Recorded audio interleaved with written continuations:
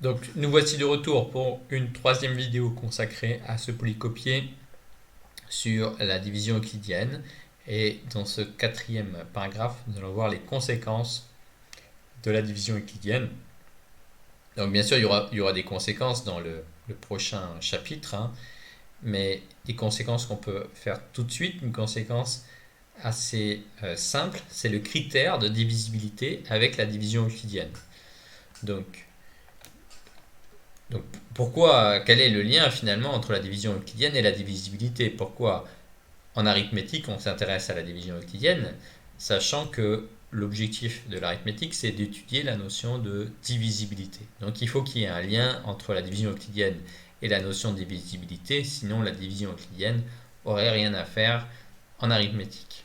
Donc le critère il est très simple, c'est que si on prend un b qui est différent de 0 et un a quelconque, quand est-ce qu'on sait que B divise A? B divise A si et seulement si, quand on fait la division de A par B, le reste est égal à 0.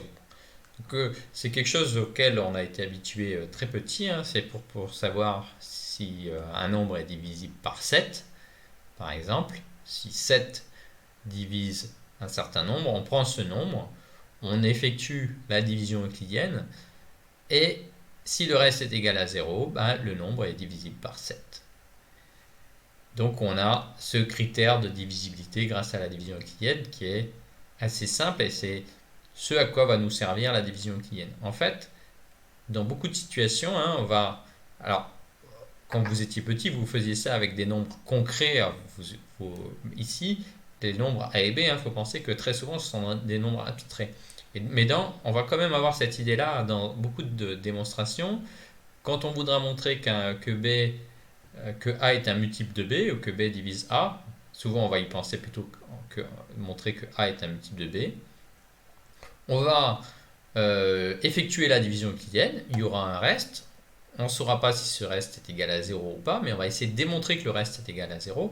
Et ce qu'on va faire très souvent, et il faut retenir cette idée, c'est faire un raisonnement par l'absurde. On va supposer par l'absurde que le reste n'est pas égal à 0 et obtenir avec ce reste des choses impossibles.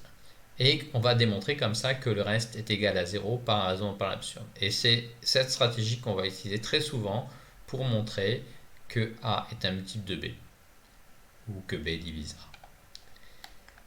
Une autre conséquence, c'est la partition en classe modulo un entier. C'est-à-dire que l'ensemble des entiers, Z, il va être... Alors, on a ce petit symbole, ce U là, avec des petits bords droits. Qu'est-ce que c'est que ce petit symbole? C'est la réunion disjointe. Qu'est-ce que ça veut dire que c'est la réunion disjointe? Par exemple, si on a deux ensembles, la réunion disjointe, dire que A est égal à la réunion disjointe de B et de C, ça veut dire que A est égal à la réunion B union C, ça veut dire que quel que soit X appartenant à A, X appartient à B ou X appartient à C, et que B inter C est égal à l'ensemble vide. Donc en fait, ça veut dire que les éléments de A, ils appartiennent à B ou ils appartiennent à C, mais ils ne peuvent pas appartenir à la fois à B et à C parce qu'il n'y a rien qui appartient à B et à C. C'est un peu l'équivalent de la réunion, mais avec un ou exclusif, hein, comme on a vu un petit peu en logique le ou exclusif. Donc la réunion disjointe, c'est comme la réunion, mais sauf que c'est pas un ou, mais c'est un ou exclusif. Donc ici, on en a plusieurs. Qu'est-ce que ça veut dire quand il y en a plusieurs? Ça veut dire que tout élément de Z, il appartient à un de ces ensembles, mais à un seul. Il ne peut pas appartenir à la fois à celui-là et à celui-là. Autrement dit, ça veut dire que l'intersection de deux ensembles quelconques qui apparaissent dans cette liste, c'est toujours l'ensemble vide. Donc, autrement dit, il existe un unique, étant donné un entier A, il existe un unique R tel que A appartient à cette classe. Donc ça, c'est juste la réécriture du théorème de la division euclidienne, hein, puisque c'est l'existence et l'unicité du reste de la division de A par B. Donc voilà, vous avez des exercices, hein, à préparer pour jeudi. Alors, on est, on est dans le chapitre sur la division euclidienne, donc Ici, on doit se poser la question, quels sont les exercices typiques de la division euclidienne? Alors, vous avez cet exercice, l'exercice 2, qui s'appelle sous-groupe additif de Z. Et ça, c'est un exercice, il est un petit peu difficile, hein, mais il fait intervenir cet ensemble, cette notion d'entier minimal. Il faut bien avoir compris la notion d'entier minimal. Et il fait intervenir la division euclidienne avec le raisonnement par l'absurde.